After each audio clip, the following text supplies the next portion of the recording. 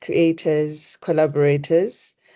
It's wonderful to have each and every one of you here today to join us on one of our flagship programs, which is dissemination of information and sharing of insight.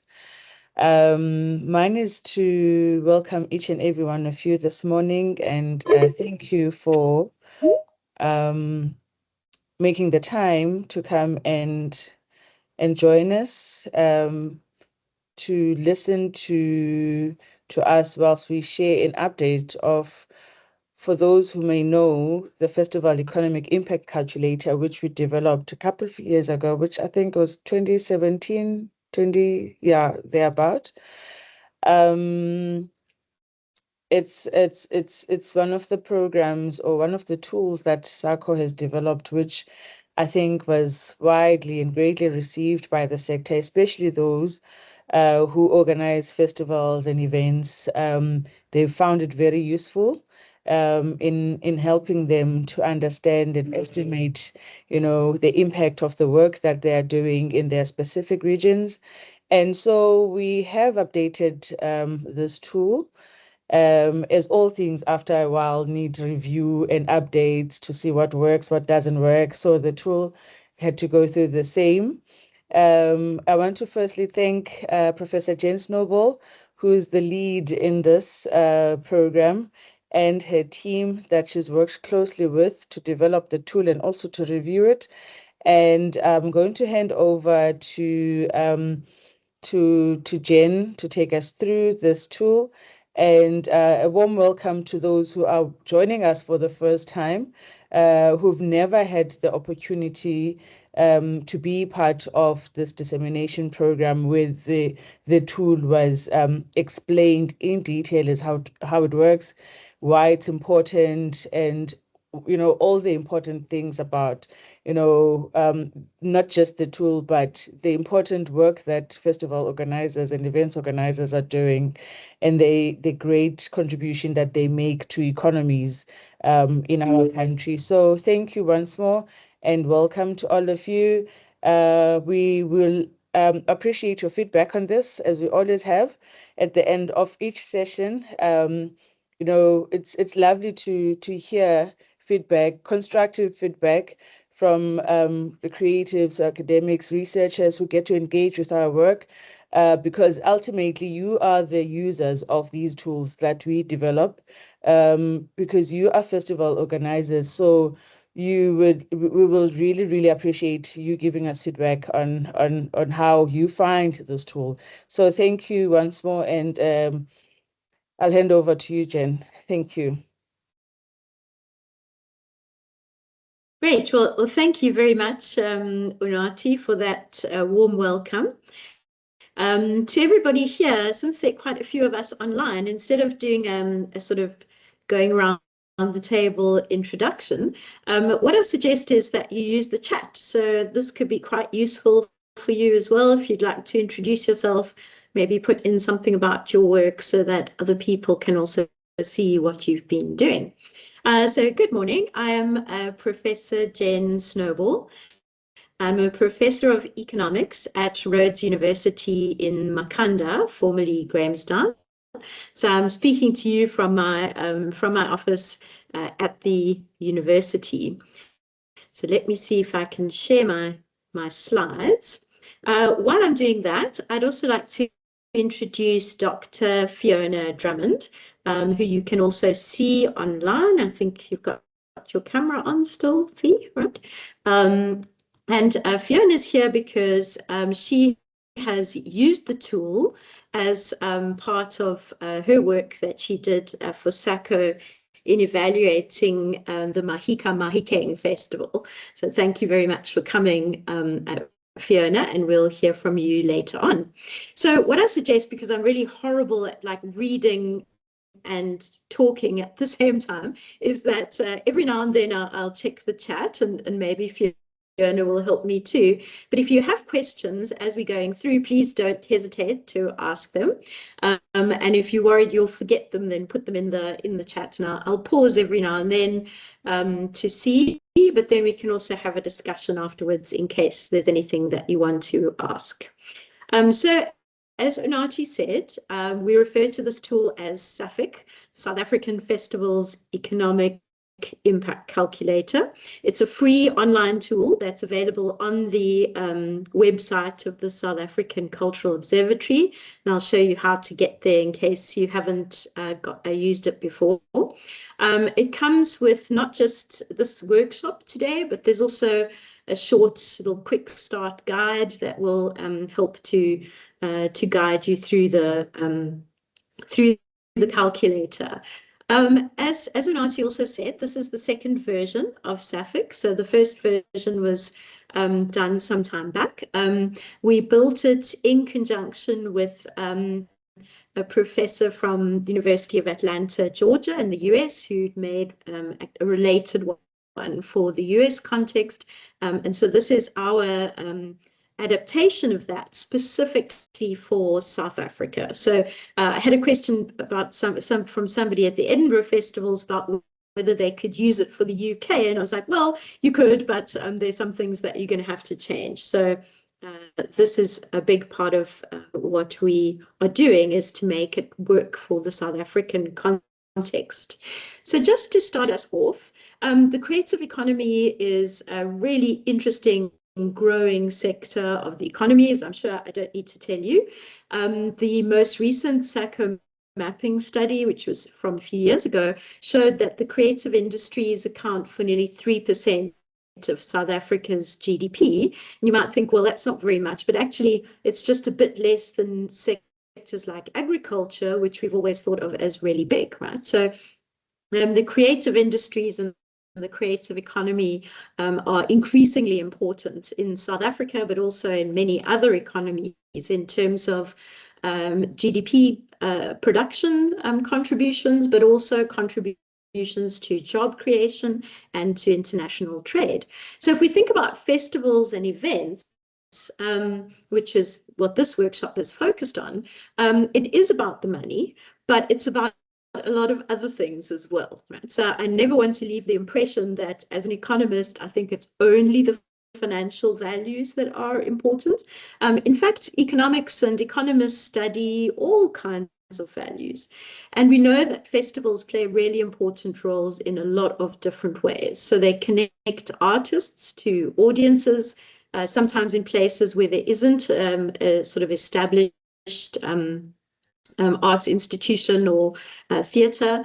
They can build social cohesion and cultural capital, provide employments, of course, for artists, artistic producers, but also technical crew and other support staff, now at the festival itself, but also in the future. So we've heard from all the studies we've done of lots of South African festivals that the festival was the place where people met their crew or collaborators for future productions. Of course, it provides income for host cities and for the people who live there, and visibility and marketing for those host cities and for the creatives themselves. And that's where the economic impact part comes in. So what we're going to cover today is an introduction. What are economic impact studies? How do they fit into an overall picture of the value of a festival or an event? What does the calculator do and how does it work? So showing you a little bit of the back end. So hopefully you feel more confident. A new addition to SAFEIC that we added last year is a consideration of festival environmental sustainability. So this is something that a lot of festivals wanted a way of reporting on. So we've included a kind of self-reporting tool there. We'll look at some examples just to keep it interesting. So one is the National Arts Festival, which obviously happens here in Makanda, where I'm based, but also Mahika Mahikeng, which is just a different kind of context completely. And then there'll be homework for you. No, I'm only joking. I'll give you an example of a sort of pretend festival so that you can actually run the calculator if you want to and see if you end up with the right answer. And then questions. So that's why I'm saying please feel free, put the questions in the chat as we go along. So firstly, what are economic impact studies? I'm sure you sort of know this already. So an economic impact study is really about the financial impact of a cultural festival or another kind of event. And it's the impact on the host city or the host town. So it's the impact on the economy of the host city or the host town. You can also do it provincially. And we'll talk about what happens when you make your impact area much bigger as we go along. The important thing about economic impact studies is that they're kind of a with and without model. So what we're trying to work out is if the festival had not happened, what would the economy of the host town have lost? Okay, and that means that what we're really looking for is new spending as a result of the festival, not spending that would have happened in any case. So economic impact studies are a very powerful way, or can be a powerful way, of motivating for increased public and private support, maybe support from the host city or the host town, which also needs to be on board for these things to be sustainable, and also for tracking progress over time in a kind of quantitative way. But economic impact studies can't measure the social and cultural values of the festival or the event. There are other ways of doing that, and SACO has developed a monitoring and evaluation framework for other kinds of values. But you can't do that just with an economic impact study. It also can't really measure the way that benefits are spread. So South Africa, as I'm sure everyone knows, has a very uneven distribution of income, but also then of capital, like ability, which gives you the ability to earn income or earn money from having a lot of tourists in your town. So that's something that we would need to consider in a separate study. Okay, so economic impact studies contribute to our understanding of the value of a festival or an event.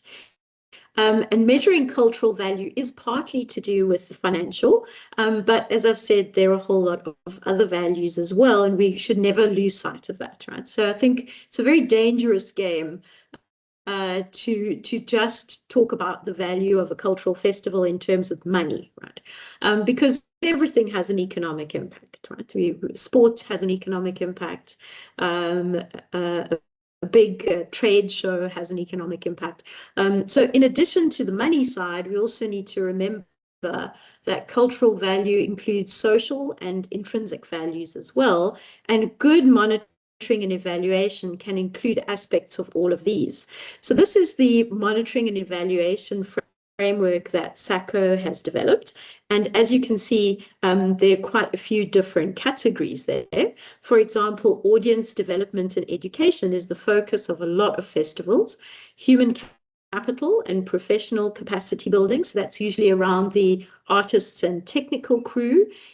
Inclusive economic growth, so there's your economic impact studies, social cohesion and community development, and then a more intrinsic kind of the value of the arts to develop reflective and engaged citizens. So this framework is also available on the SACO website, and there are indicators that are linked to each of these. So I also encourage you to have a look at that if you are interested. Okay, so when should you use an economic impact tool? It works well when you've got a festival that attracts many people from outside of your impact area or region, and especially if people stay overnight, right? So we know that tourists spend money when they come to an area, and one of their biggest spending categories is accommodations. So day visitors are not nearly as valuable in terms of money spent as people who stay. When the organizers get sponsorship from outside the impact area, then that's also included in the impact. So that wouldn't have happened, that money wouldn't have been spent if it wasn't for the festival or the event. Economic impact studies don't work so well when you've got a festival or event that's mostly for local people. And when visitors don't stay, so if there are a few visitors, they pop in and pop out, they're day visitors, maybe your festival or event is free event, right? So it's got lots of other values associated with it, but maybe they're not really a lot of spending opportunities. And it might be sponsored by mostly local businesses or organizations. So in that case, I wouldn't really recommend an economic impact study because it's not going to show up as having a big financial impact. It might have very big other kinds of impacts. So if we think about spending and economic impact, where does the spending come from? So I'm not sure if you can see my mouse, but I'm starting here at the top. So there are three main categories of spending: audience spending, spending by media like news media and by artistic producers themselves, and organizer spending. So organizers get money from tickets, that's earned income if they're selling tickets, as well as what we've called unearned income. Although I know getting sponsorship is quite a job, right? So it's not implying that it's easy, but this would be money that's coming from outside the festival, doesn't depend on ticket sales. And so these three categories, audience spending, non-local producer and media spending, and organizer spending, is where the big bulk of the economic impact is coming from. But the important thing is that we can't count all of local spending. In fact, many festivals don't count the spending of locals at all, right? So if people live in the town, but they don't they go to the festival and they buy tickets or they spend money on food, it's quite difficult to prove that would not have happened anyway. They might have spent it on something else at a different time, but that money wouldn't necessarily have been spent, not spent in the town. So we're really looking at visitors who are here primarily for the festival. And this altogether gives us gross direct impact, and then we apply some technical coefficients to work out the total economic impact. Okay, so this sounds very complicated. What do you need to run SAFEIC? Actually, you only need 5 pieces of information. That's it, okay? Only 5 things. So that makes it very easy to run. The first one is you need to know how many days is the festival or the event, which usually you can get from organizer data or it might be publicly available. You need to know the population of the impact area. So, for example, if you're looking at, I don't know, Bloemfontein or Mahikeng or Makanda, you need to know what's the size of the population.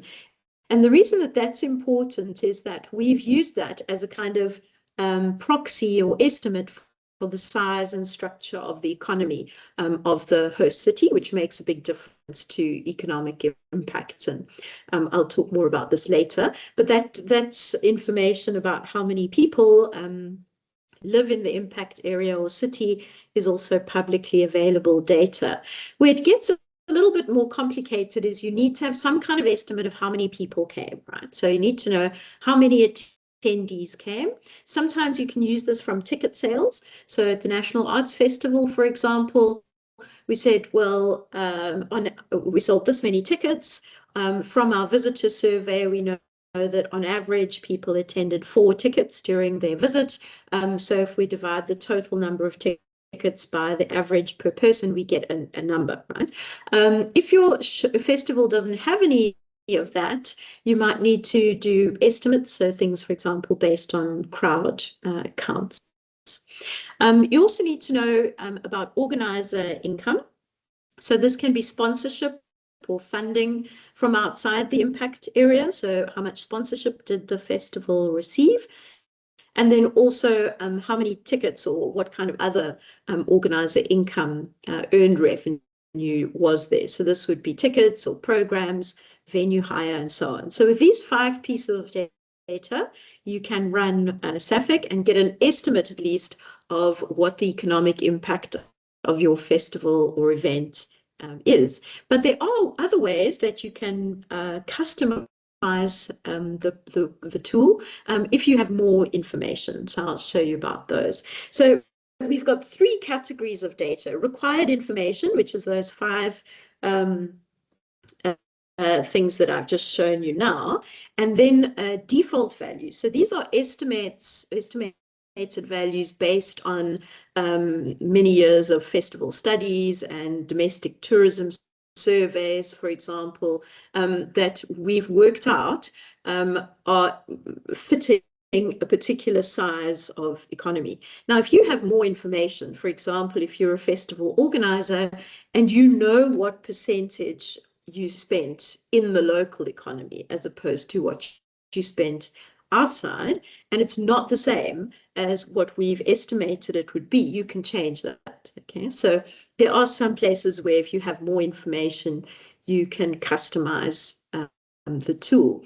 Then there are also default values that can't be overwritten. Okay, and these are technical coefficients that we've derived from economic modeling and research. Yeah, so this is where we kind of preventing the tool from giving a sort of overly optimistic answer.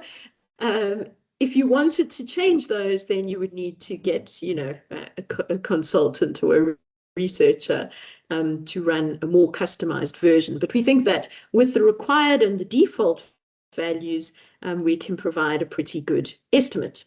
So on the tool, which we'll look at online just now, or maybe you're looking at it already, you'll see that there are these different colors. So red lines mean please put your information in here. Orange lines mean if you have more information, you can change this. Purple lines mean you can't change it. And black is the results. Okay, so hopefully that's clear. So what do you get, right, at the end of this whole thing? Well, the final product is a certificate that shows all of the results. Here's one that I generated for a made-up festival called Vuurfest. And Vuurfest can upload also their logo, so it can appear on the first page of the certificate, and then all the information that you've entered and the calculations that SAFEIC has done will appear also on the following pages of the documents. Okay, so I thought as an example, I would use a study that we did a while back on the South African National Arts Festival. So that was in 2024. There is a little video associated with this, which I'm going to attempt to share, although Teams is not my natural home. But just to give you a little bit of context, which maybe you already know. So the National Arts Festival is an 11-day festival.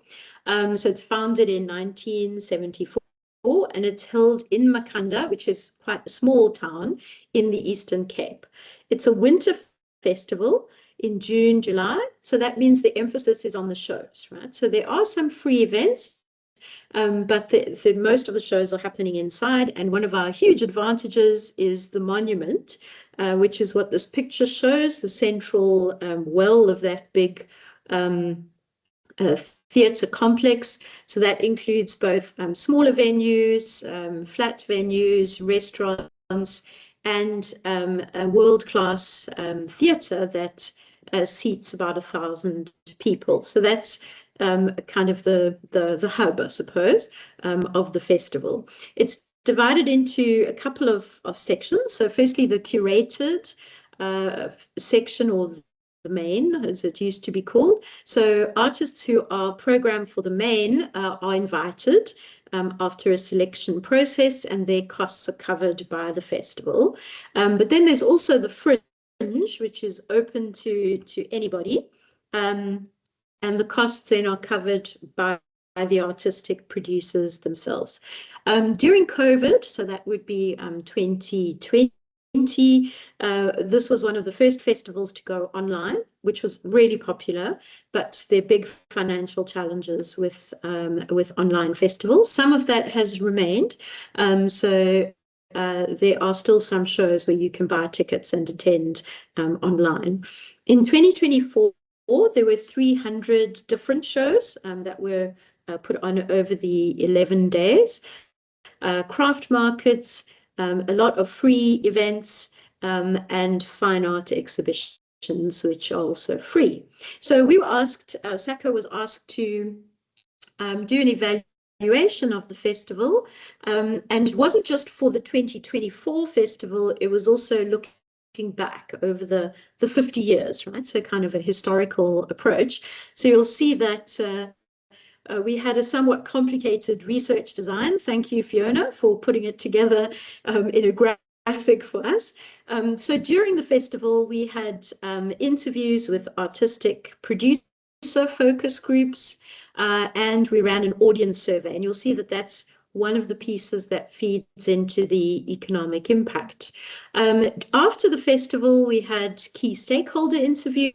So that's with festival people involved in programming the festival over time, for example, and local people. And also with artistic producers and technical crew, one of the things we were asking is what's your spending, right? So economic impact again, and then also with festival organizers. So we collected data there, and that also fed into economic impact. So just so that you can maybe get a different voice and become excited again about this, I'm going to attempt to play a short video which we made after this research. If it works, great. If it doesn't, don't worry, I have slides ready to go. So I'm just checking if you can see economic pulse of an arts fest. Is that working? Somebody just say yes. Yes, we've got it. Great, thank you. So this is just a sort of 5 or 6 minute video which introduces the research and also explains a bit about how we did the economic impact study.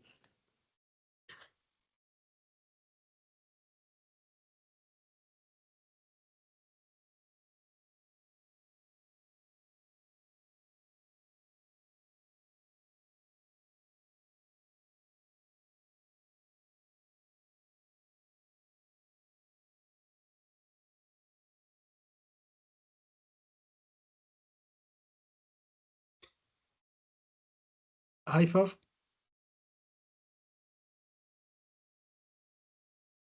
Should the video have audio, Prof, or no audio? Sorry? Should the video have you audio? can't hear the audio. Oh, yes, you can't hear the audio. Yes. Oh dear, okay. Sorry, that this is why I was saying Teams is not really my thing. Okay, well, I tell you what, I will I'll share the video for people who are interested afterwards if you'd like to see it.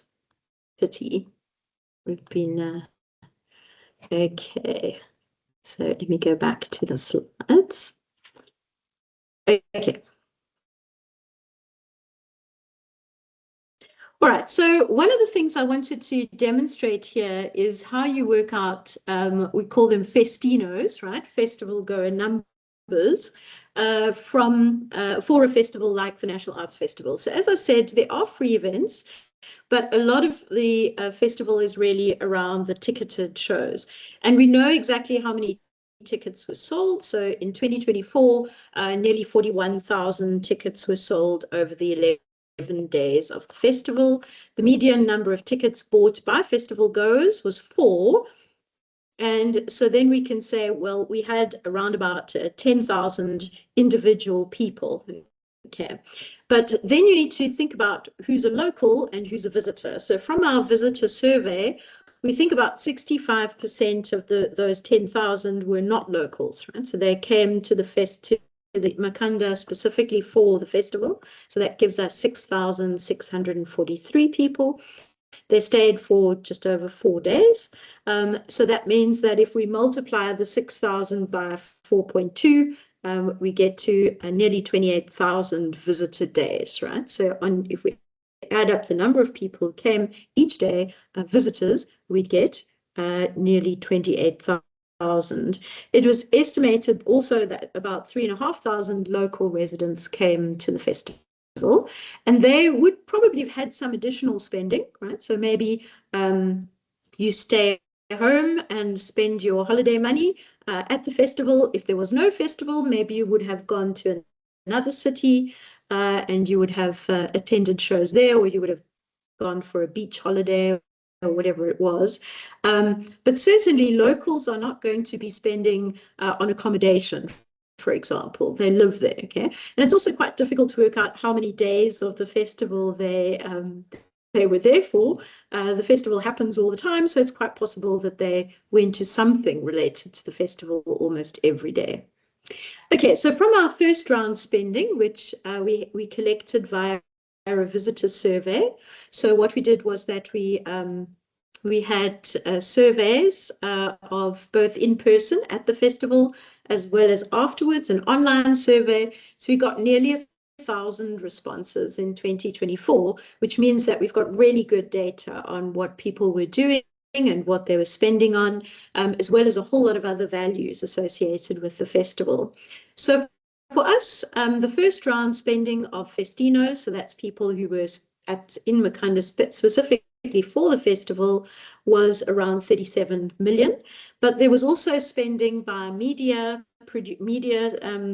outlets, so news media like the SABC or newspapers and online media outlets were here, and they tend to stay for a bit longer and spend a bit more, actually, because they're hosting people.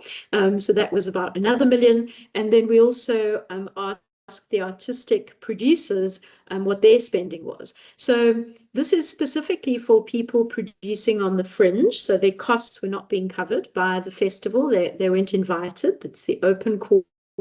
So that means that they had to bring their whole production crew down. They stayed for quite some time. So there's accommodation spending, of course, spending on food, but then also sometimes things like printing posters, right, to advertise, or hiring local people to help. So all of that festival media and producer spending comes to about 45 million, which is nice, but it's missing a big chunk, which is the festival organizer spending, which was about 22 million. Okay, so the 45 million is what was spent by people who came to the festival in various capacities, but the 22 million is what was spent by the organizers to produce the festival.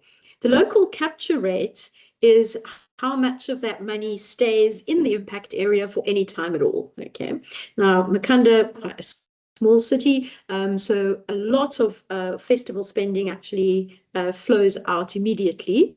Of course, that is 15% VAT, so that disappears pretty much straight away. But then also, for example, local restaurants buy in a lot of their food and drinks and so on. So the total first round spending that we think stays in the city for a while is around 49 million. They then have a multiplier effect. You can see for a small town, it's small, right, 1.18, and that's as a result of re-spending in the economy, which we'll talk about again later. That brings us to around 57.89 million, which is the total impact on the town, specifically because of the festival. Of course, there are other impacts which are equally important, and these are also available in the report, which is on the SACO website. So these are things like artistic producer impacts. We're not talking about money now, but about reputation. So a lot of artists said that the National Arts Festival was a rite of passage, was important for meeting future collaborators, but also for developing future shows, building the reputation. Audience non-market impacts, so that would be things like social cohesion and just having fun, right, enjoying the arts and so on. Social impacts, having something to talk about with people, understanding better people from different backgrounds, and environmental impacts. Okay, so that's an example of how we applied the SAFEIC in one particular case. But now let me give you a little bit more of an insight to how it works at the back end, okay, and also to start introducing you to the tool itself. So as we've seen, what SAFEIC does is it aggregates all the non-local spending as a result of a festival. It then uses the technical coefficients, which depend on the size of the host economy, to estimate total overall economic impact. And the spending, remember, comes from non-local visitors, artistic producers, media reps, if they're there, and festival organizers. So here's a little bit of the back end.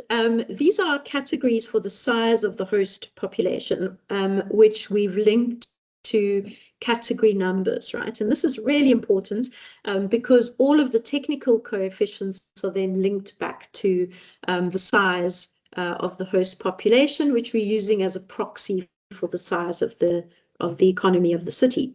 So if you're in a really tiny village, less than 10,000, then you'd be category 1. If you tend to just under 150,000, you'd be category 2. If you're 150 to just under 500,000, then you'd be category 3, and so on. Okay, our biggest category is like for the metros. So if there are 3 million or more people, then you'd be category 6. Okay, so when you open SAFEIC, this is what you will see. The first page says, please give us a description of the event. Okay, and there are a couple of really important things that you need to put in here.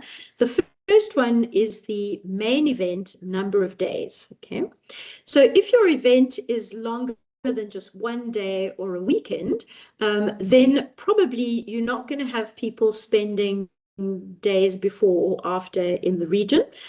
So the default there is 0, but you can add that information if you want to. And then the next thing that you need to fill in, as you can see here from the pop-up, is what is the category in terms of the population of the area that you are talking about. And so you'd fill in a number there from 1 to 6, and that drives a lot of the back end of the calculator. Okay, so is it better to have a bigger impact area or a smaller one, right? If you have a bigger one, then it's not always a good thing, as we've seen with some city festivals. I'm thinking like some of the ones that happen in Cape Town that we've worked on.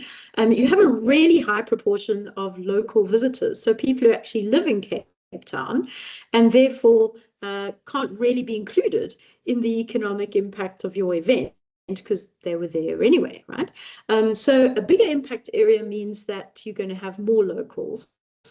A smaller impact area means you probably have a bigger proportion of visitors. If you have a big impact area, you're probably also getting more sponsorship from inside the impact area or the city. And remember, we don't want to count that, okay? So if your local branch of a particular business or restaurant gives you some sponsorship or some support, then the conservative way of thinking about it is, well, they may have sponsored maybe not a festival, but some other event anyway that was happening in the city. But a bigger area has a bigger capture rate. Okay, so more money stays in the local economy for longer. And that's just because you don't have to go outside of the city. So, for example, if I think of my own context here in Makanda, the National Arts Festival needs a lot of scaffolding for different shows and for the setups.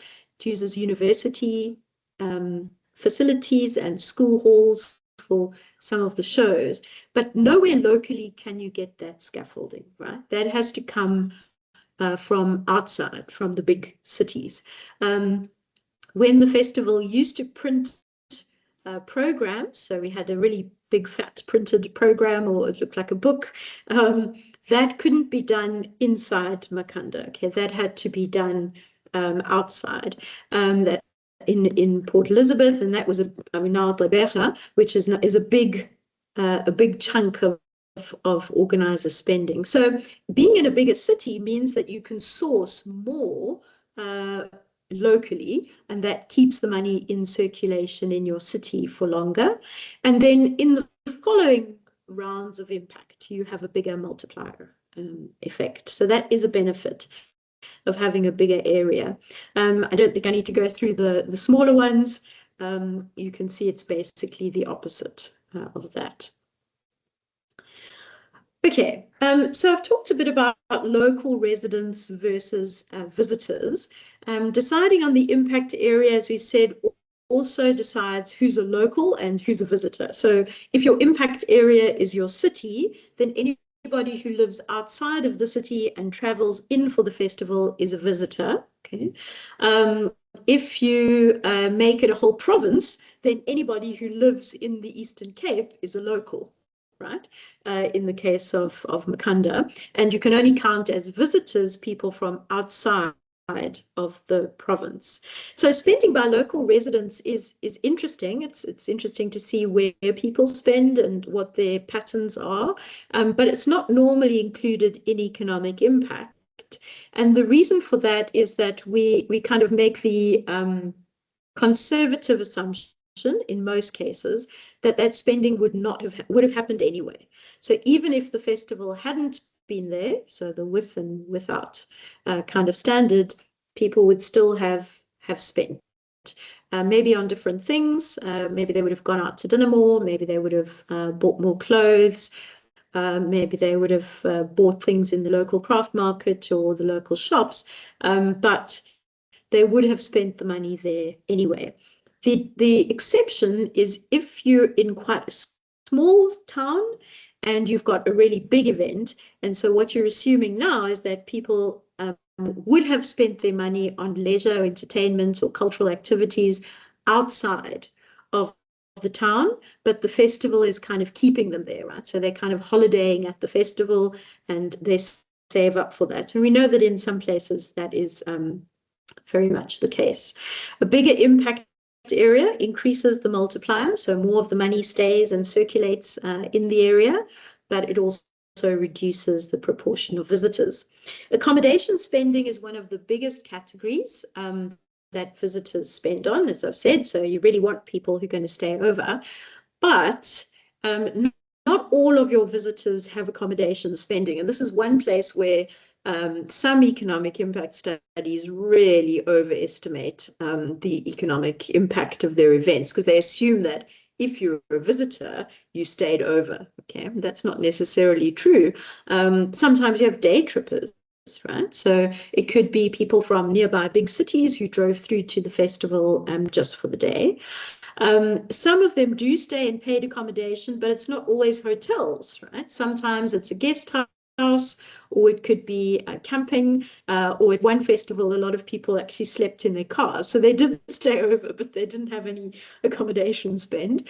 And then you have people who visitors, but they stayed with friends and family, right? So in Makanda, we always joke around about festival time, you suddenly discover you have many friends and long lost relatives or distant relatives that you didn't know you had because people are looking for a place to stay during the festival. Okay, so one has to be careful about that. So, for example, a festival that has 5,000 visitors won't necessarily have 5,000 people paying for accommodation. 10% could be day trippers. 60% could be in paid accommodation, but 30% could also be staying with friends and family. So in SAFEIC, we've separated visitor spending into spending on accommodation for people who have accommodation spending, and then non-accommodation spending, which is things like food and drinks and transport. Notice that we're not including tickets here because ticket spending will show up as organizer earnings. So you want to avoid double counting the same money. So you can either count spending on tickets, which you get from a survey, or what we think is more reliable is just, if you have access to it, ask the organizers how much they earned from ticket sales. But what if you don't have a visitor survey? Okay, so this is one of the innovations of SAFEIC 2024, and we were actually kind of nudged into it by our US partner, which is to say that visitor surveys are expensive, right? They take a lot of organizing and a lot of analysis, and you can ask the wrong questions and get weird answers if you're not careful. So what if you don't have an organizer, or I mean, not organizer, visitor spending survey? So what we've done here is that we analyzed the South African Domestic Tourism Survey, which has a category for what's called sort of leisure tourism. So there's business tourism, medical tourism, other kinds of tourism, but there's one category for leisure tourism. And we worked out some averages for each province in South Africa. So these are very much just averages. Let me just go to it here. Okay, so this is visitor spending estimates without a survey based on the domestic tourism survey in 2024 prices. So this is something that you can adjust if you've got information that supports different numbers, okay? Remember, this is per person per day, so and also it covers all the categories of accommodation. So it's an average for people who paid for camping or for a bed and breakfast or for Airbnb or for a hotel. So some people have come back and said, oh, those accommodations spend looks really low compared to the hotel prices in my town or my city. And then we've said, well, that's okay. If you know that most of the people who came to your event stayed in a hotel, then you can use something like average hotel prices to change these numbers. Or if you know that people spent on other things, excluding tickets, more than the averages that we've got here, you can change them. So in SAFEIC, what you'll see is I've put 2 pages side by side. So this is values for an impact area size 3. So that's like 150 to just under 500,000. So smaller to medium sized town. So I said, well, what if there were 12,000 visitors? Okay, the default value is that 45% of those are non-local. I can change it, it's yellow if I think that that's not right. So then it calculates for me what is the number of visitors who are not locals, okay, and what percentage of them are staying in paid accommodation. So you can see that it's 60%. If I then say my festivals in the Eastern Cape, so I click on Eastern Cape, then it'll automatically fill in for me the average paid accommodation per person per night and the non-accommodation spending per person per day, right? And as I say, if you've got other information, you can adjust those. It changes slightly for the provinces, as you saw. So some provinces had a slightly higher accommodation and non-accommodation spending. Okay, so the next big category is artistic and media rep spending. I'm not going to spend too long on this. It works very much the same way as visitor spending. So you can enter again your the number of artistic producers. Remember, it's those that are not going to be captured in organizer spending. So people who paid for themselves and their crew. And media reps, okay, non-local media reps who might have been there. The next big category is organizer spending. Okay, so here we also have some technical coefficients that are estimates of how much of the initial organizer spending actually stays in the impact area.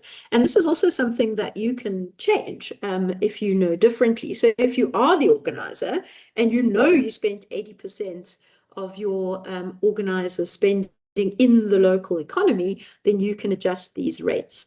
What you'll notice is that for smaller economies, so let's say look at number 3, so that's a population size of 150 to 500,000, we assume that 55% of organizer spending was in the local host economy, and in other words, 45% was an immediate outflow. So that money was spent on the scaffolding or the printing or whatever it was outside of the impact area.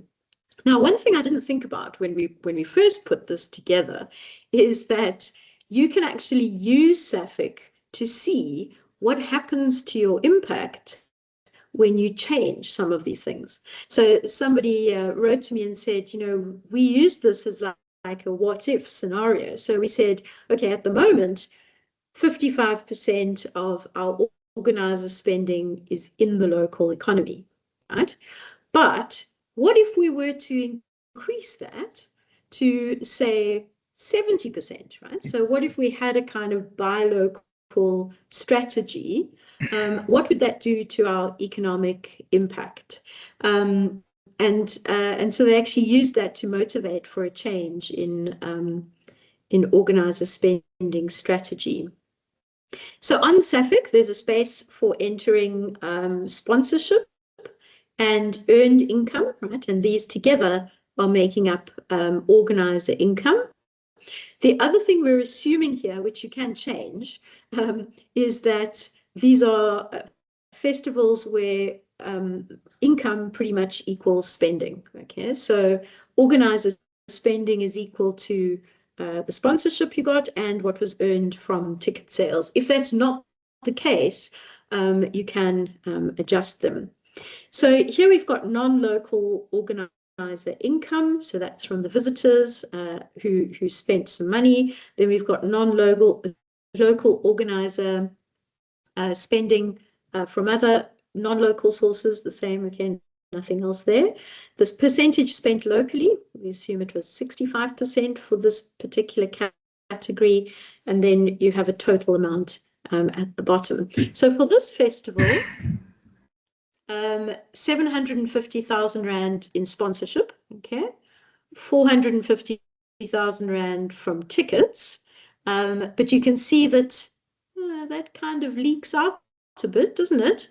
And you end up with local spending of around 600,000, but that's assuming that 65% of it stays in the city. If more stays in the city or the host economy, then your economic impact will be bigger. So to talk about another example where we use SAFEIC, I've invited Fiona Drummond, who was part of the team that did this study, to come and tell us about the Mahika Mahikeng. So Fiona, I'm just going to carry on sharing my screen, if that's okay, but over to you to take us through this. Great. Thank you very much for the introduction. Hello, everyone. It's lovely to be with you all today. So if we can go to the first slide on the context of the festival. So it's usually held in December in Mahikeng, which is the capital city of the Northwest Province. And so this impact study was done in 2024 for the 7th edition of the festival. So it's quite a new festival, but it has been growing quite significantly. It is generally organized by the Northwest Department of Arts, Culture, Sports and Recreation. So it is a government-sponsored festival. And so it aims to promote cultural tourism and the local economy, but also to support local artists, which is something that you will see. They really try and champion local talent. So quite a lot of the artists did have roots in Mafeking who came back to perform at the festival. It's much smaller than the National Arts Festival. So instead of having lots of smaller theatre type events, there tends to be one big event per day. So it's about 4 days in total. And you have the Jazz Festival, the Youth Festival and Gospel Festivals. And then there's also a comedy and theatre night. And generally there's a craft market that goes for the duration of the festival. And then in 2024, a fun fair was also introduced. So the main focus here really is music. And they focus mainly on Motswako music, which was actually developed in Mahikeng. So a lot of the artists who come back are the forerunners for that particular genre as well. So in this case, there were about 16,950 attendees, and that was done using ticket information. So we had information from CompuTicket for the number of tickets purchased, and then we also ran an audience survey to find out how many shows people went to. So if we can go to the next slide, please. So here is just the poster for the final event of the festival, which was the Jazz Festival. And you can see they do attract some major artists, including people like Mikasa, Zonke, and Lira. And you can see there's also a range of ticketing prices, so you can get a VIP experience if you would like to. If we go to the next slide, please. So for this particular audience survey, we got 580 responses, which was really quite decent. If we look then at some of the information for the audience breakdown, we can see that most people were Setswana speaking. So we use that as a proxy for who the festival appeals to. And it is really a celebration of local culture that is part of what the Northwest government is driving. So we can see in that way they are successful, but it does limit the diversity within the audience. And then if we look at the origin there, we can see that 67% of the attendees were actually local to Mahikeng. So if you look at the map on the side, you'll see that a darker color there means that there are more people from that particular area. So most people were local to Mahikeng, and then it starts to sort of go out in a radial pattern. So then the next one was people from the Northwest province, and then neighboring provinces as well, so Gauteng and Botswana as an international one, and that's because of a shared culture. So that's where the Setswana language really becomes important culturally. That's where people are coming from. So that has some implications, of course, for the economic impact, like we've just been hearing, that if you have a large local audience, then it will reduce that impact. So here, the poster here is for the youth festival. So many people from Mahikeng were included there as artists. So if we look at the spending, you can see that visitors generally spent more than locals. If you look where the red circle is on the average spend, that is to be expected. And we can see that for visitors, accommodation was the largest category of their spending, followed by food and drinks. And then for locals, it was food and drinks, so things that they actually bought at the festival while they were enjoying it. So it's in addition to the spending that they would usually have. And then in terms of the shows, so ticket spending, generally people would only go to one event. So that's also going to reduce your economic impact. You want people to come for more activities if you can. And then in terms of shopping, people generally understood the shopping component to be things that you bought at the craft market. And then the other category, which quite unusually was quite large here for Mahikeng. So in this case, context matters. So as the research team, we had a discussion about whether to include these things. So in this case, at the festival grounds, there was no shade, there was no chairs or any sort of things provided for the audience. So a lot of people said, well, I had to go and buy a camping chair and an umbrella to take to the festival that I otherwise would not have bought. So we included that in this case. And then also something that was very interesting to us was the festival fashion. So you may be familiar with Coachella and how people will buy an outfit for each day of the festival, and it has this particular style. So this is now being adopted by African audiences as well, and it's something that has become quite a large spending category there. And then also like rides for children at the fun fair were included in that category. So if we move on to the next slide to look at total audience spending, we can see that you have average spending per visitor there, and then as well the average additional spending for locals, which was much less. So in total, we get about 28 million there, and the photo there is the main stage for the festival. So if we're starting with a base of about 28 million for the festivals, we then add on the media spend. So in this case, it was quite small. We know that it was mainly covered by local media, so the local newspaper, as well as Northwest SABC, for example. So we estimated maybe about 5 people, and we took the average visitor spend and added on 20% to account for like networking and transport that they may have. So that is that first value there, just over 28 million.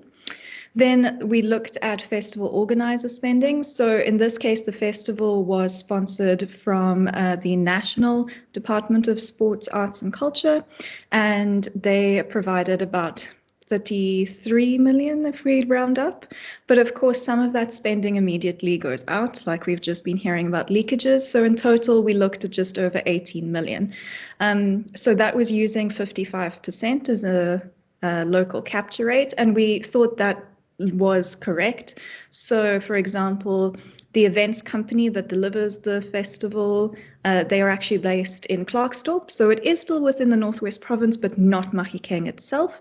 And then, for example, the stage, sound equipment, etc., generally comes from Johannesburg as the closest city. So looking at the local capture rate, now we're accounting for both the festival media spend, audience spend, and the festival organizer spend. The capture rate is about 60%. That's based on the population size of Mahikeng. So we're actually the category 3, if I remember correctly. And then we use the multiplier of 1.42, which again is based on the SAFEIC estimates for the size of the city. And so in total, we get an economic impact for Mahikeng itself of around 40 million. So quite good in that regard there. I should also mention that there was also ticket revenue that we accounted for, where we got information from CompuTicket. So if we look at the economic impact and cultural value, we can see that the economic impact itself was limited because there was a majority local audience. Also, if you remember that map, we saw that apart from Mahikeng itself, the Northwest Province was popular as the origin of attendees. So people would come for day trips, but they could easily get home again. And for people who were perhaps in Gauteng or Botswana, they would come and visit family. So they would attend the festival, but stayed with friends and family. So that then again reduced spending. And from the survey, audience members suggested that marketing was a key concern. So if you marketed earlier and more effectively, perhaps you could attract more outside visitors. So that was one recommendation. But we know it's important to also think about the cultural value of the festival. So it was very successful in terms of celebrating and promoting local talent, as well as the Botswana culture. So 64% of performers were somehow connected to Mahikeng, even though they don't generally live there anymore. 81% of attendees agreed that the festival contributes to making Mahikeng a special place, and 68% expressed feeling pride in their cultural heritage. The other important thing was that audience members felt that it was crucial to have the festival because it was a cultural experience in an area that is otherwise quite underserved in terms of culture. So in fact, many people were saying we would love to have more things like this, and really were quite, there was a lot of local buy-in to the festival, which will contribute to its sustainability as well in the long run. So I will hand back over to Prof. Jen to take you through the next steps. Thank you. Well, thank you very much, Fiona, and I hope people found that interesting. What I liked about the study was that it sort of shows how economic impact fits into some of the broader social and cultural values of the festival as well. One of the things you might have noticed, as if I can just go back, is that the multiplier, if you're really concentrating, for the Mahikeng festival is bigger than for the National Arts Festival. You might be thinking, well, how does that work, right? So that's because the population of Makanda is like 75,000. So that means that the economy is actually much smaller than if you look at the population of Mahikeng, which was around here somewhere, there we are, 354,000. So that makes a big impact on how much of the money stays in the economy and recirculates. And the longer it gets respent, the better it is for economic impact, which is what we're going to talk about now. So SAFEIC can work out for you all of these captured values, right? Visitors, non-local producers and media, if you have any, the spending of organizers.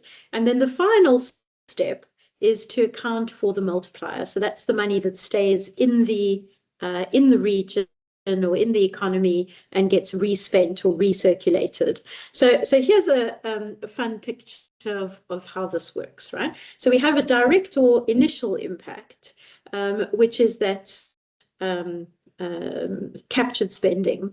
And then you have an indirect impact, which we refer to as inter-industry spending. So this is when the increase in money results in local businesses purchasing more from other local businesses and from businesses outside to expand their operations. So, for example, what might happen in a festival town is that in advance of the festival, local suppliers would stock up on things that they know that they're going to sell, or they may even build on an extra room on their house or renovate something in order to take advantage of festival visitors who are coming.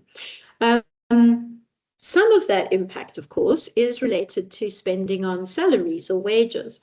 So while festivals and events very rarely result in long-term permanent employment, they do provide a lot of work opportunities before the event, during the event, and sometimes even post-event in terms of the cleanup and the shutting everything down. So this spending on wages and salaries is actually one of the biggest sort of channels for the money staying in the economy for smaller towns.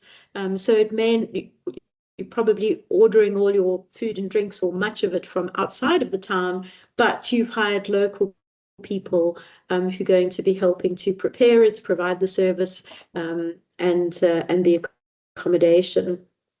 So together, these impacts add up to direct, indirect, and induced impact. And of course, when you pay people more money, then they go and spend that money.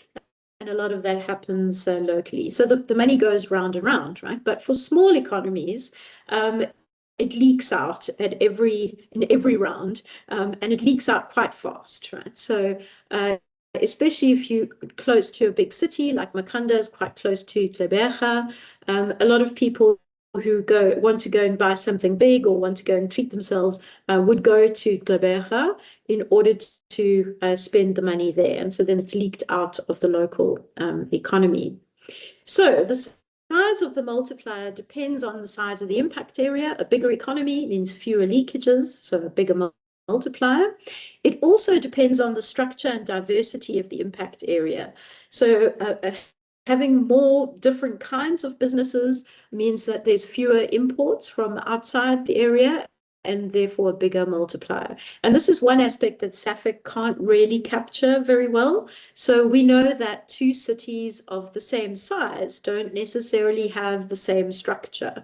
And the one with the more diverse structure and more different kinds of businesses and suppliers would probably have a bigger multiplier than that which has maybe a very specialist economy where you're importing most of the other things that you need. But that's why we call it an estimate. Okay, where did we get our information from to estimate multiplier sizes? Economists who input output tables and social accounting matrices. These are basically big models of the structure of the economy that help you to estimate things like multipliers. We also looked at other studies on similar tourist events and festivals, and then from that we developed our SAFEIC defaults, and these can't be changed. Okay, and that's because one of the main reasons that people distrust economic impact studies is because some researchers and consultants make the multiplier too big, right? So it's the one area where we've kind of hardwired it in, and we say this is a conservative estimate. Okay, so if we look at the screenshot again, we'll look at the live site in a minute, then you'll see that the section called indirect multiplier impacts, you can't actually do anything much there. It will be based on the population category size that you chose. So for example, in this case, I've chosen a category size 4, and that means that the multiplier size that I've kind of is set in there is 1.65. Okay, so that's really the end of the economic impact side of things.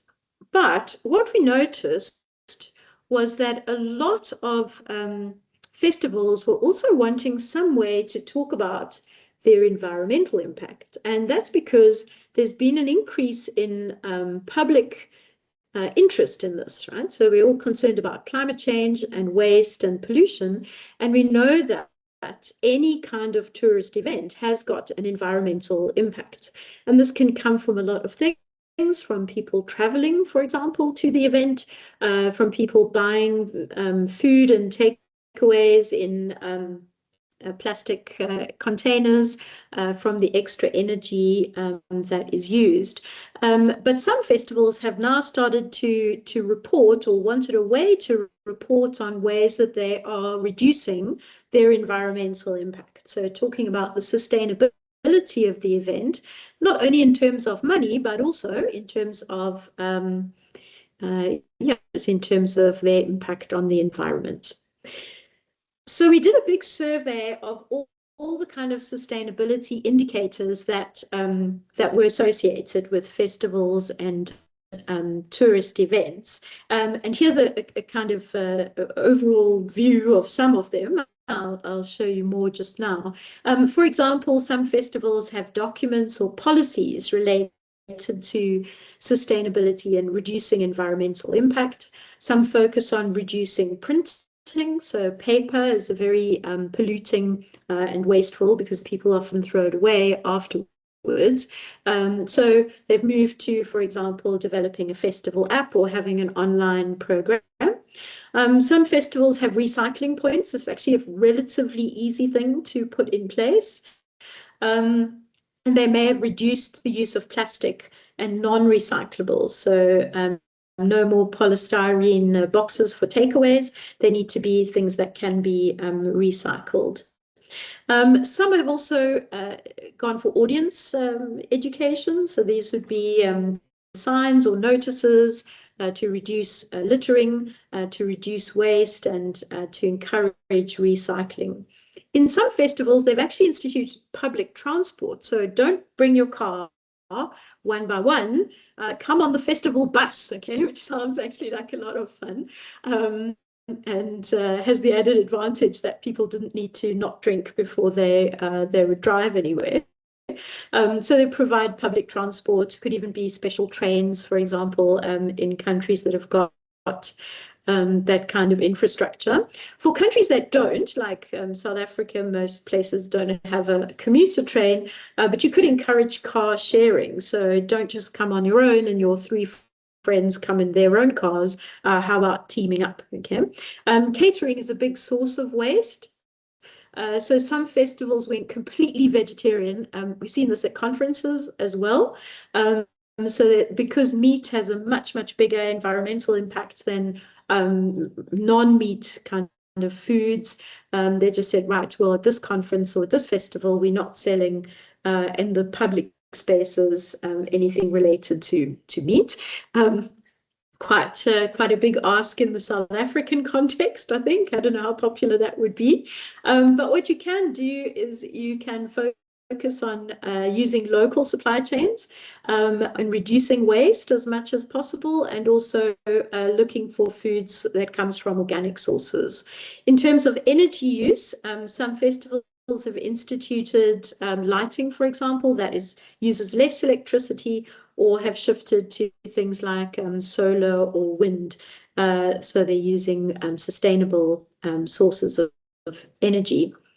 Okay, so how did we build this into SAFEIC? Well, basically, at the moment, it's a self-rating with the invitation to provide evidence. Okay, so we had these 5 categories for each of these things. So you could have not implemented, which means we haven't thought about this yet, or it's not an option for this festival. So that might, for example, refer to something like the energy sources. We just mostly don't have the ability to generate our own energy, or it might be the public transport things. Aspiring means, yes, we think this could be useful. We've started discussions, but we have yet to see if it will be feasible. Introducing means this is an important issue. We've got plans to introduce it and we're piloting. Okay. Implemented means you've done it, right? It's a standard part of the event planning and management. And enhancing means you've done it for a while now, and you're improving the initiative over time. So those were the 5 responses to the different things. But you could choose not to respond, right? So this is not a built-in part of it. You could not report on these if you didn't want to. So, for example, under the category of festival management, we have this one. The festival has written management policies or guidelines related to environmental sustainability, such as resource use, pollution control, and recycling. So if the festival clicked on introducing, so we have got these policies, then there would be an option at the end to add some more information. The festival has reduced printing and paper, so in this case they chose not implemented. The festival provides waste recycling and collection points, so here they've clicked on implemented, so this has been done. So then a little pop-up box appears which says add information describing your practices or upload a document. So that would be a way of the festival tracking how they've implemented environmental management over time. Okay, here's an example from the National Arts Festival. So the same thing. So this is written policies aspiring. So this is something we're working on. The festival's reduced printing and paper use. Implemented, and then the information in 2024, 57% of all tickets sold were online, and there's no longer a physical program. The festival provides waste recycling points. Implemented, recycling points are maintained at the Village Green, which is the big food and craft market. All the wood chip that's laid also over fields for this craft market is collected and reused as mulch, and other products that support greening initiatives in Makanda, in the host city.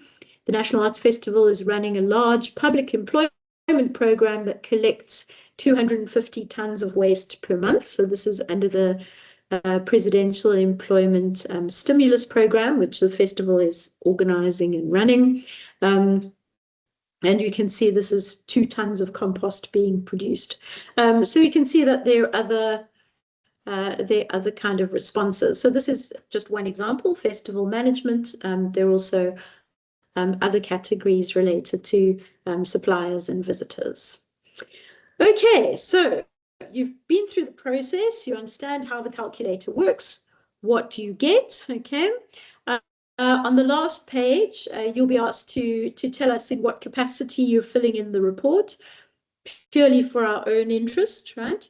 It could be I'm an organizer and I'm using it for internal planning, or as evidence to justify funding, or maybe you're just testing it out, okay?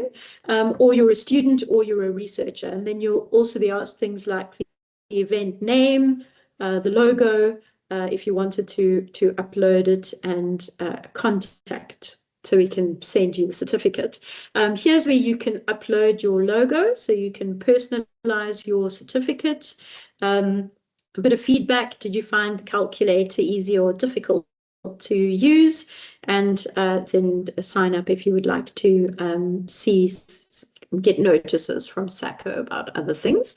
So the front page of the certificate will have the SACO logo, your logo if you've uploaded one, and then these 3 key pieces of information. Okay, the rest of the document will show the details.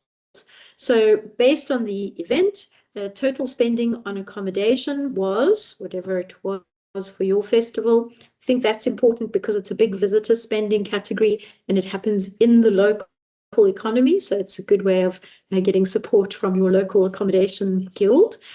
The total amount spent by festival organizers in the local economy was whatever it was. And then taking into account the multiplier effect, total economic impact was, and then it will give you the figure. So that's kind of on the front page. And then on the pages that follow, that is where you would enter your own data. There are some other resources. So there's frequently asked questions. There's the guide, the quick start guide that you can download. There's also the monitoring and evaluation framework, which is that more kind of holistic assessment. Incidentally, the guide also has a draft questionnaire for visitors at the back. So if you wanted to or you were thinking about running your own visitor survey, we've given you an example of how you could collect the information that you need. Okay, so that is it from the content side. What I'd like to do now is to actually go and show you the tool live, okay? And then I'll give you some homework that you can try as well. So hopefully you are seeing my screen that says South African Festival Economic Impact Calculator. Right? Can someone just say yes if you can see it? Yes, we've got it. Thank you. Okay. So, Cornelia, I see you've got your hand up. I can't seem to control that part of things. Do you want to just talk if you've got a question?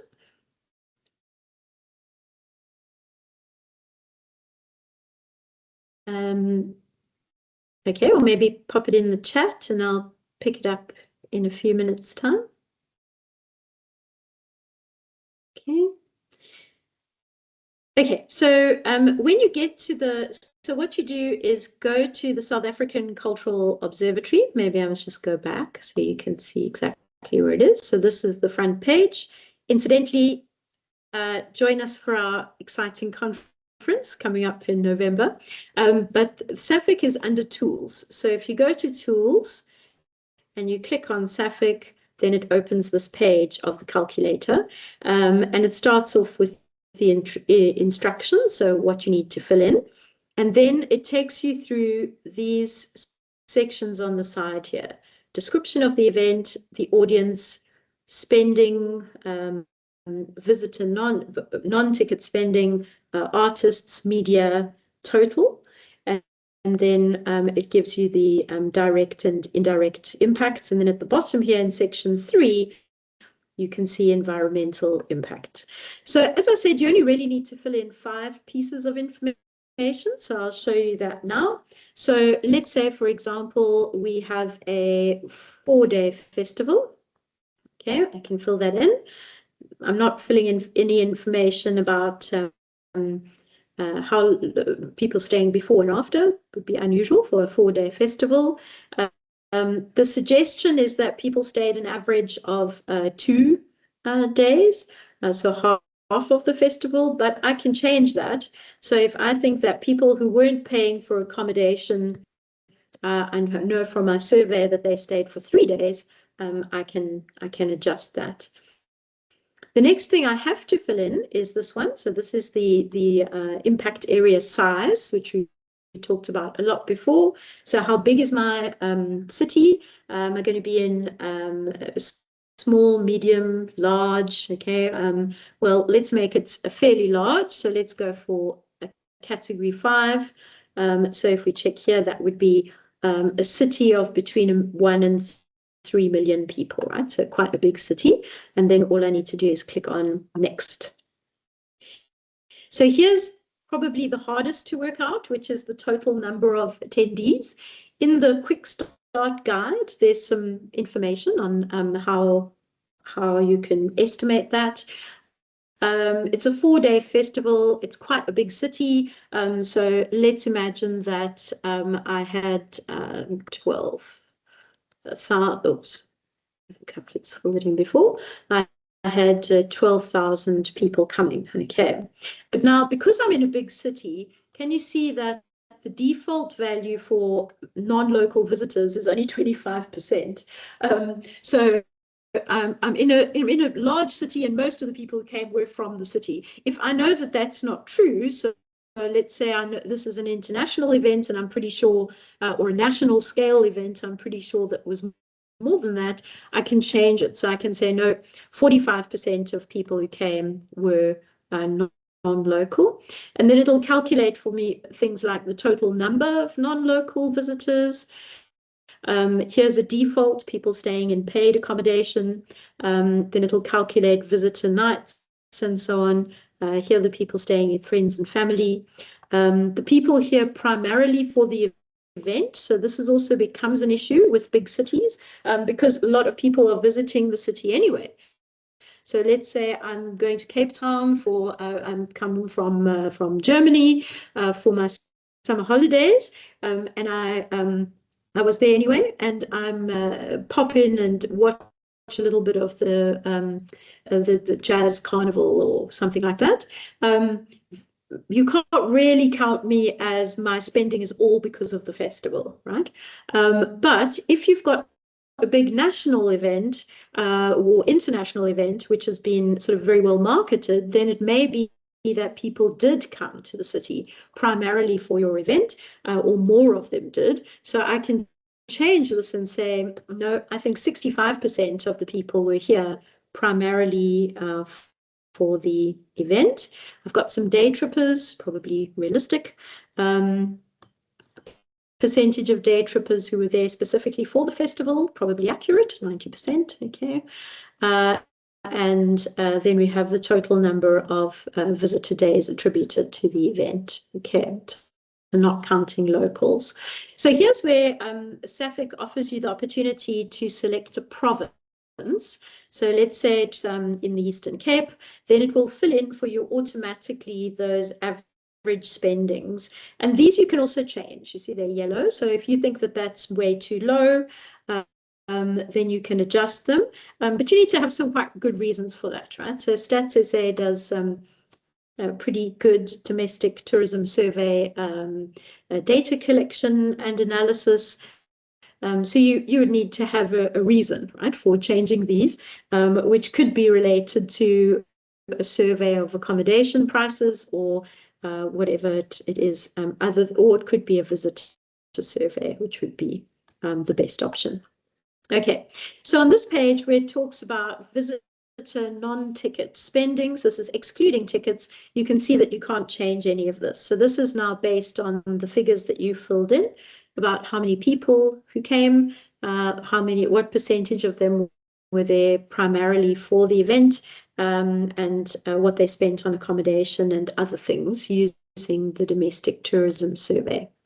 Here, you don't have to fill in anything if you didn't have any non-local artist or producer spending. So, for example, at some festivals, all the artists are invited by the festival, and all their costs are paid, right? So that you invite Lyra, you put her and her entourage up in a hotel, you make sure that their transport and food and everything is already covered, and you pay them an appearance fee.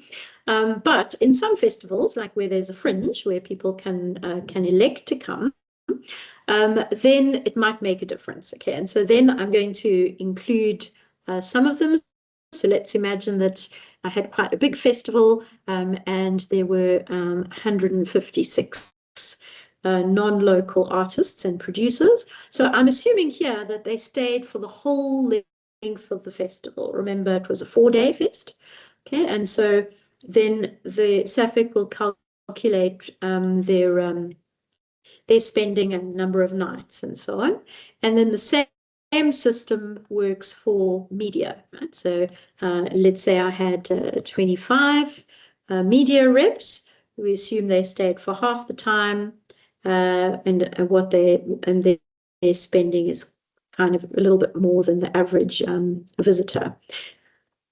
Okay, so the final bit here is it's talking about total visitor non-ticket spending. So you can see for this festival, it's around about 3 million. So you don't need to change anything here. But what I haven't added yet is sponsorship. So this is my next big thing where I need to put something. Okay, I can't run it without that. So let's say that I got, I don't know, what, 2.5 million for sponsorship. And from tickets and other things, I earned 890,000. Okay, so there again, I don't need to do anything. It will kind of calculate what the income was that I earned, and the sponsorship and how much of it stuck. For a big city, they're assuming that organizer revenue spent locally was 75%. If I've got a buy local policy and I know it's 80%, I can increase it, and you'll see that that increases these numbers as well. Okay, so that's basically it. I'm a larger city, so my multiplier is larger, 1.72. So that gives me a total economic impact of 8.4 million. Next, it will invite me to fill in some environmental information. As I've said, using these self-reporting kind of categories. There's one category for festival management. There's another category for suppliers. So that would include things like the festival encourages the use of non-recyclable materials by vendors. The festival prioritizes using catering supplies and by visitors. So I provide some education as a festival to visitors, encourage them to reduce waste and so on. Transport options and whatever. So if I click on this arrow, it gives me those options. Not implemented, and remember there might be good reasons for that, it's not a judgment. Aspiring, introducing, implemented, or enhanced. Okay, so I can fill that in or not. Okay, now here's my last page. So I fill in the capacity. So I could say I'm a researcher. I fill in the event name. I can upload the event logo if I want to. I can fill in my company name, but I don't have to. And you can fill in your email address. Did you find the calculator useful? The default is yes, since you've made it this far, but I guess you could say no. Then you can hit print at the bottom, which will generate a PDF certificate. Okay. So what I thought it would be fun to do, since you've been so patient, is that we'll open up the floor for questions, which I hope our tech team will be able to let you ask live, or I'll have a look in the chat. But if you don't feel like doing that, as many of my students, want to be sort of active, you can try this. Okay, so I'll just have it. You can just jot down these numbers. Let's imagine that we have a festival that is for 3 days. It's population area 4, okay, and in the Eastern Cape, that would be Buffalo City, formerly East London, so that kind of a city. Let's say I attracted 7,500 attendees. I had 36 artistic producers that I didn't pay for and 6 media reps. I got 320,000 sponsorship from outside the area, and I earned 96,000 from tickets and other revenue. So if you like, just jot down that information, and then you can put it into SAFEIC yourself and see how it runs, and I'll show you the answer at the end. Okay, so I'm just going to leave it there for a minute for people who want to jot it down or take a screenshot, and then we'll move on to some questions.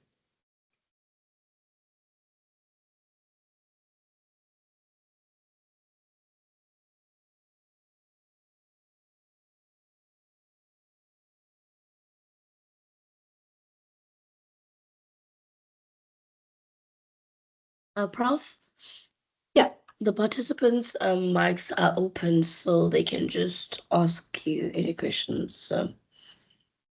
Okay, so I'm just going to stop sharing, and then I'll just see if I can see the chat. Maybe there's some questions in there. Okay, so I'll start off with some of the ones from the chat, just to kick us off, and then hopefully I can recognize you if you raise your hand. Then you can unmute yourself and ask a question live as well.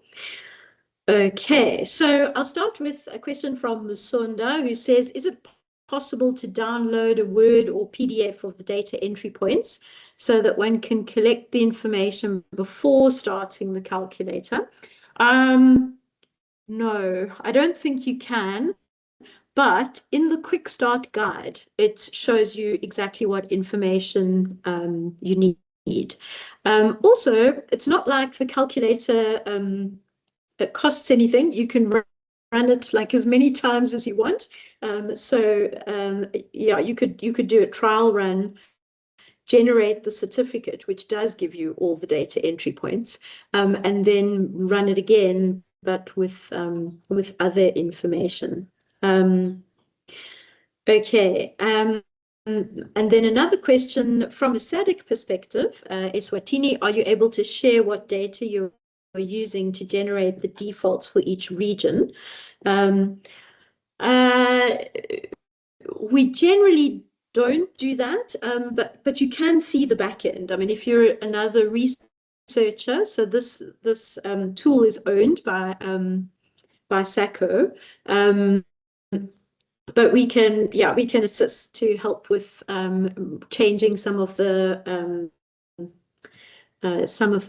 background information that you would use, so that you can adjust it for another region. For Eswatini, I think it would work pretty well, actually. I think less well for somewhere like Edinburgh, which is just a totally different context. But I think it would work quite well for most, shall we say, SADC countries, unless there was something very, very different about the structure of their economies.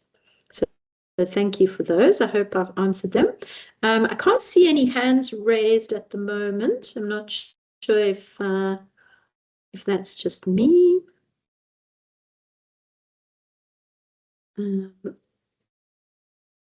Titus, yes, over to you. Hi, Prof, and good day, colleagues. My name is Titus from the Gauteng Department of Sports, Arts, Culture and Recreation. Thanks for the presentation. It was quite interesting. So what I've done, I've tried to use the presentation against some of the behaviors that I do when I'm attending the National Arts Festival, for example.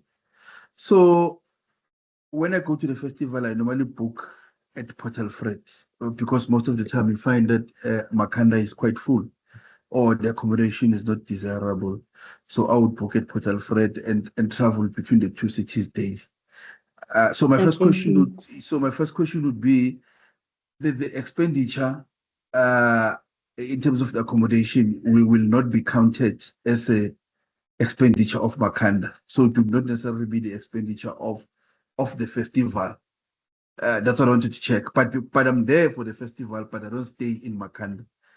And then the second question, it would be just interesting for me to just know, because when I'm there, I spend most of the time at festivals, but late in the afternoon, I go into the townships to have a drink or two and dance that side. So, I would be interested to find out if that is also captured in the study that you presented. To those guys like Abomandisa, Aboches Corner, and so on, partake in the study.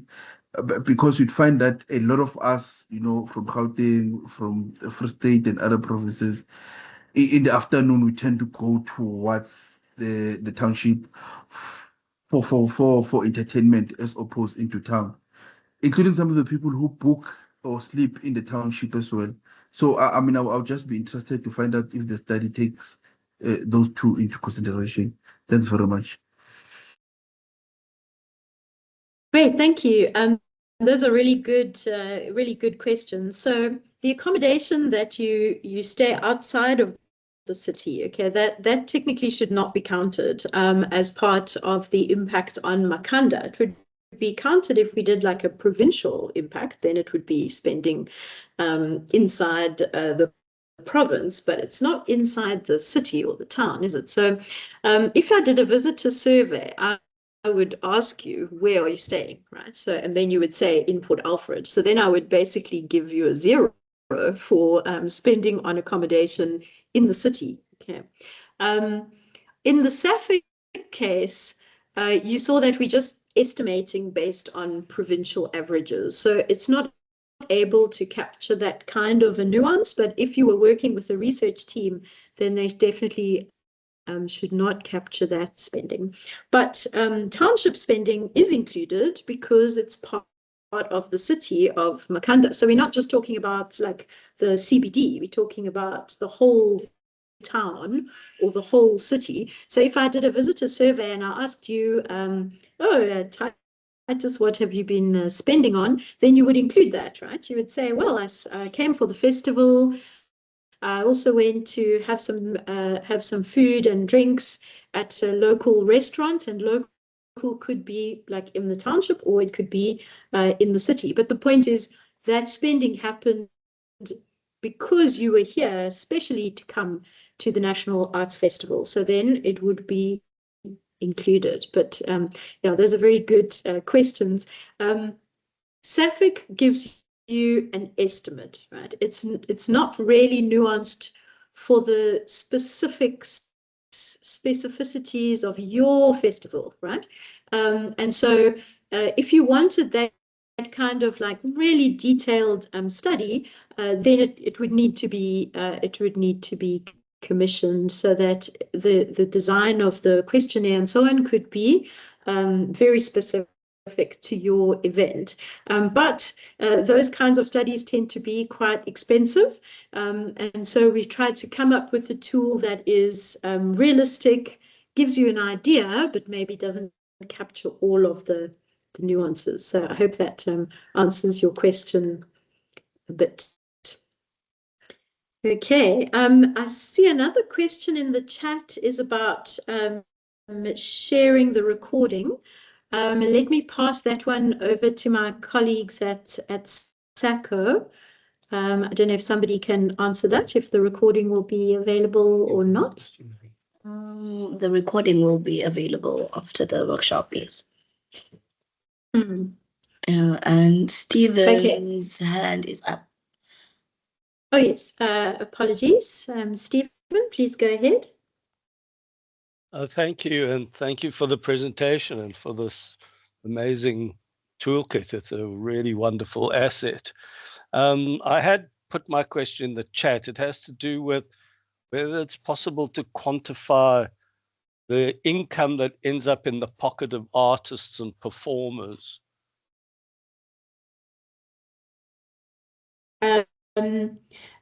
Yeah, a good question. So do you mean income specifically from their performance at the festival? Is that what you're talking about? Yeah. Okay. Yeah. Okay. So earnings basically from the festival. Yeah. So you can do that if you've got festival organizers on your side, because they can tell you ticket earnings, right? But then you also need to do a survey, because you can earn quite a lot in tickets, but if your costs were very high, then you may still have very low or even no income at all from the event. So we do also try to talk to the artists and the producers. Some of them are not comfortable to share their information about how much they spent to come to the festival, and how much it cost them here, but also to prepare the show. I can say, though, that it is quite rare that performers or artists, I think, would make a lot of money from a festival, especially from something like the National Arts Festival, especially if they're on the fringe. So in other words, they would be covering their own transports, accommodation, food, venue hire, commission on ticket sales, advertising. And so we actually ran a survey one year to ask the artists, why do you come, right? So, well, firstly, do you expect to make any kind of profit? And only about a third said yes, okay, and the rest said, well, no, or some said, well, we have sponsorships, we don't have to make a profit. So we said, well, why do you come? And they said, well, because of the sort of non-market benefits of being here. So meeting other artists and seeing what other people are doing and having that kind of rite of passage experience. So it's sort of almost in the same way as academics would see a conference, right? A giant networking promotion kind of event. But of course, you can't do that for every festival, right? So if you're making no profit at any of the festivals, then that's not good, right? And or not sustainable. So there are some initiatives around how to improve the economic benefits that artists get from different festivals, including festivals getting together to commission works, which are then performed at like a whole number of different festivals, which I think is a great idea, because a lot of the costs, as you would know, of staging a show are before the festival actually happens. So yeah, I don't know if I really answered that question. I guess in the same way as all of us would maybe feel a bit uncomfortable about I nearly said confessing, but kind of saying how much we earn, that sort of limits our ability for that as well. But there are ways, yeah. Okay, I see in the chat, Fiona has posted a question from Andre Leroux. From a Concerts SA perspective, is this scalable for once-off concerts? Yes. So it works really well for once-off concerts. But remember, the main aim is to work out the economic benefit to the host city, right? Not the, as Stephen was introducing, not the earnings for the producers.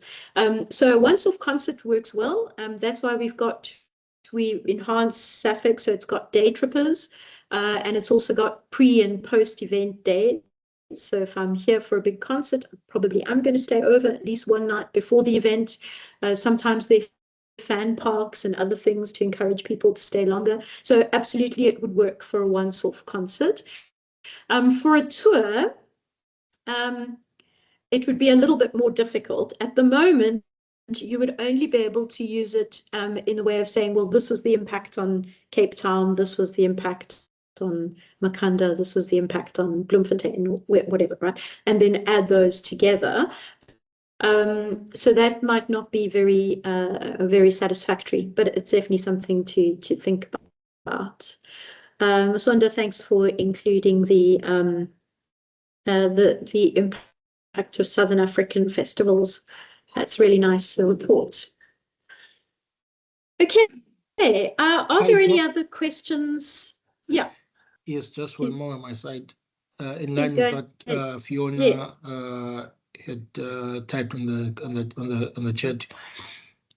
So with once-off concert, you can only look at the impact area, but not the impact that it has on the artist and their sustainability. Even if you could, let's say you take 10 shows that an artist does across SA, the candidate will still not be able to show their sustainability as well as their income earnings at all. No, so that's not what this impact calculator is for, right? This impact calculator is for measuring the economic impact on the host city, not the impact on artists, right, or producers. For that, you would need a different kind of a study. So it's not impossible to do. I mean, if you talk about impact, it would really be earnings, right? So their earnings. So that would be a different kind of tool that you could put in place, but you can't use this one for that. Okay, this is not what that is for. So yeah, it needs a different tool. Maybe you can request that SACO commissions the establishment of a tool like that. So I can definitely see the benefits of that. I must say, a few years ago, I haven't checked if it's still there, but the National Arts Festival actually provided, it was a spreadsheet for creatives that would allow them to estimate their earnings from the festival. So you would say, well, choose this size of venue, this would be my ticket price. I estimate I'll get 65% audience capacity at every show. Then they would take off, cost for venue hire and tickets sale commission, and then you could see what would be left over. So that didn't include your spending on developing the show or travel or accommodation or so on. I mean, that could also be included. But at least you could see from the festival point of view, these are my costs, this is my expected income, and so this would be the profit that I could expect to make. from my ticket sales. So that could definitely be expanded. Yeah. Oh, yes. Do you still have that spreadsheet, Prof? Maybe you could share with us. I can definitely check. Okay. Yeah, and see if it's still there. It was a pre-COVID thing, so I'm not sure if it's still around. But I mean, that's the kind of calculator that you're talking about, right? So Yes, from yes, the yeah.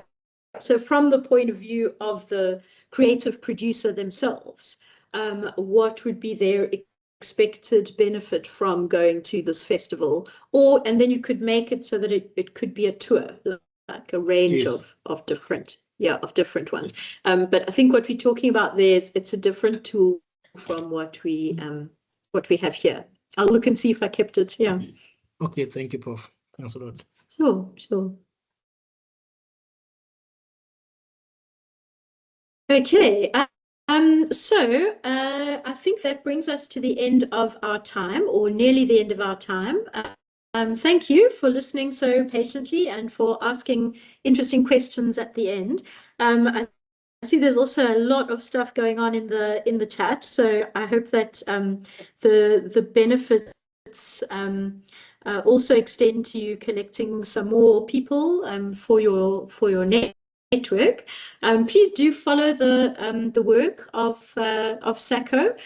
We do offer these kinds of capacity building workshops. We love to hear back from you. What did you think of this one? Do you want more, and so on? Yeah.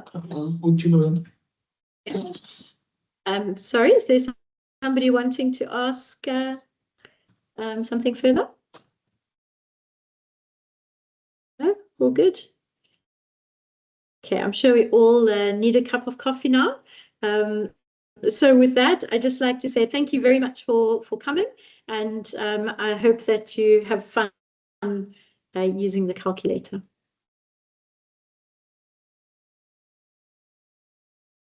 Thank you so much, Prof.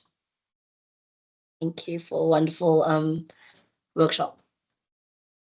Pleasure. Oh, just before I finish, I'm just going to put up the answer to the people who were doing the to anyone who was yeah, so if you'd like to check, your answer should have been 1.355 million.